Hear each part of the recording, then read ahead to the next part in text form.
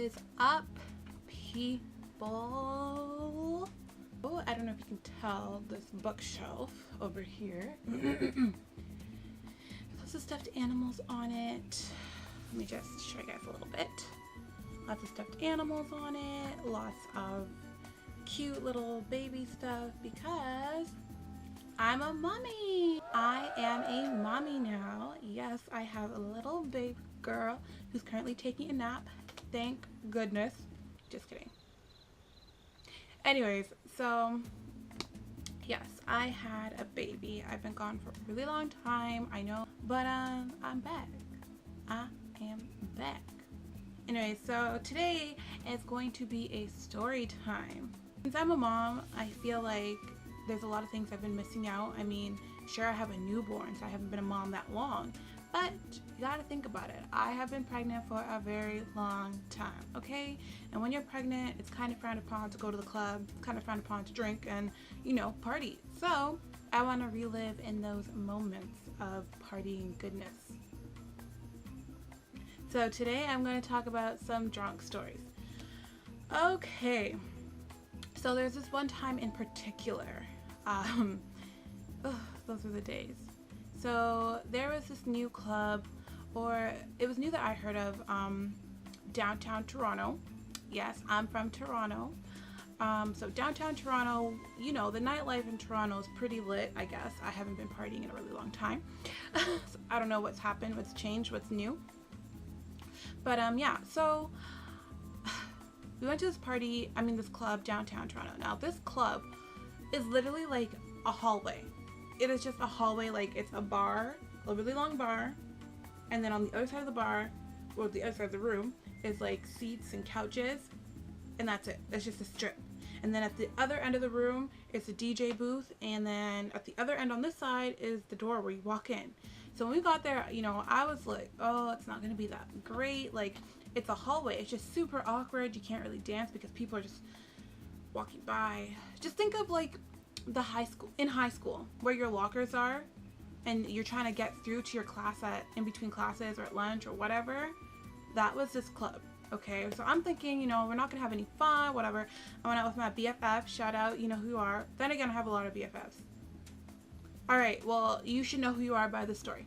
Anyways, so, you know, we get there, we're looking hot, this and that, and she gets a drink spilt on her, so her night's kind of soured. I don't know, honestly, we were just really turned at some point, so just forgive me, because the story's gonna be kind of, yeah. Anyway, so I remember going to the bathroom and like dancing in the bathroom because let me tell you, when we realized that this place is kind of awkward looking and, you know, it doesn't seem like we're not having much fun, that's when you realize you got to get the drinks in you, right? Lucky for us, we ended up meeting the promoter of the club, or not the owner of the club, but the owner of the event, or the promoter, whatever. And he's like, oh, like, don't worry, I got a bottle of Henny for you guys and this and that. Me and my friend are like, pour up the drinks, pass them to us.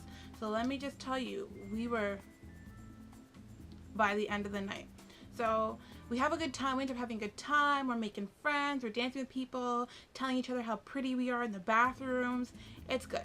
It's really good. So now it's like, what, 3, 4 in the morning, whenever clubs close down for the night, and you know, we're downtown Toronto. We lived really far out for school, okay? We lived far. So, well, not outside of like the district area, but like we lived far. Like it was like an hour drive on a bad day, a 40-minute drive.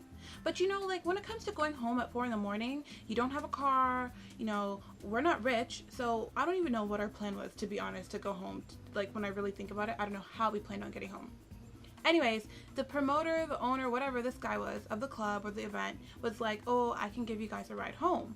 Now, me and my BFF, not being smart women as many people might think, we're like, yes, free ride home, we'll take it. And we really didn't care at that point who was giving us a ride. I think we were both too like drunk to even really think about it. So he lets us in his car. He's like, okay, I'll be right back, I have to go do something, whatever. So his car is parked on the side of the street right in front of the club.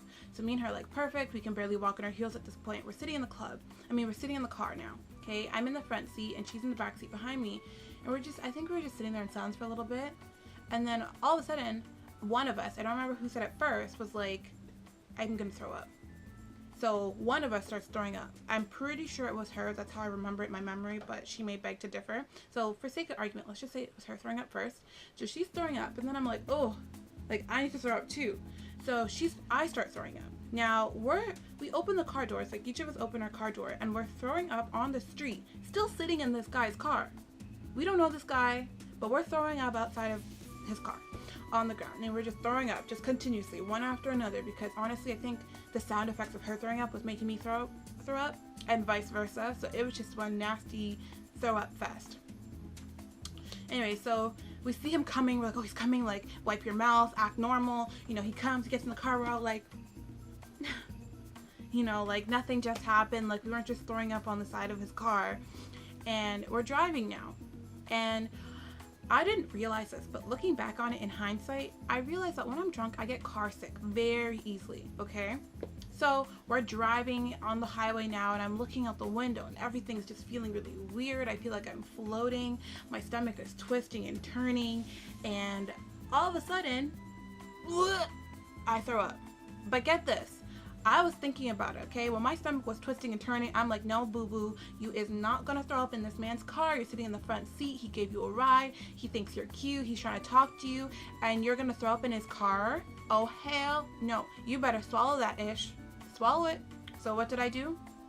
As I threw up, I was like, just sitting there like, shit, what do I do now? What do I do? What do I do? But I already told myself, I'm not throwing up in this car. So if it's not coming out, it's going back in. So literally I was like, you gotta do it, you gotta do it. I swallowed it. Yep, I swallowed my own puke. But after I swallowed it, my body was like, what the hell is this? Honey, it came back up. And I was like, what did I do? Swallowed it again, and what happened? It came back up again. Now this happened maybe 2-3 times, and I was just really crying on the insides. Everything was burning. It hurt. It was disgusting. You know, I think that was the most disgusting thing I've ever had to do in my life. But I was not going to make this guy think I was some nasty broad who just got in his car and he regrets it for the rest of his life. Okay, it was just not gonna happen. I was not gonna let that happen.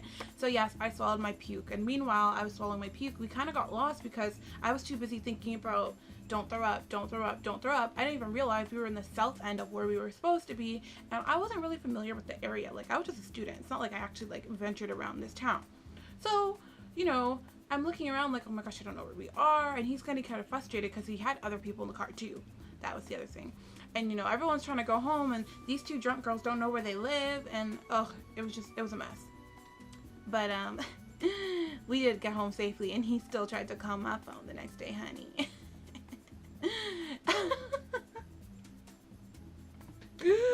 Okay. Anyways, so yes, that was the first time the first and only time I ever threw up and swallowed it. Okay. Anyways, that's enough drunk stories, or should I say vomit stories, for today. Or for right now. Forever. I don't think my family would be too happy hearing this. But you know what? Now that I'm a mom, it's out of my system. Ain't nobody trying to do that. I have a mouth to feed, honey. Anyways, thank you guys so much for tuning in and listening to my nasty stories. And I will be back at it again with another video. Peace.